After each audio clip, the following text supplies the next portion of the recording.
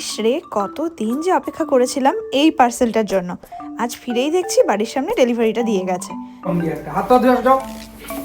Parcel ছেড়ে রেখে হাত পা ধুতে যাওয়া তো বাবু আমার দ্বারা এখন সম্ভব না।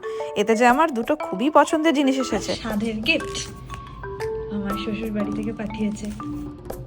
এটা একটা আনন্দ মেলা, এটা একটা আনন্দ মেলা। এই যে সেই আমার পছন্দের আনন্দ মেলা, খুব পড়তে ইচ্ছে করছিল। আনন্দ মেলা সবসময় পাওয়া যায় না, তাও যে বাবা আমার জন্য খুঁজে ফিরে পাঠিয়েছে।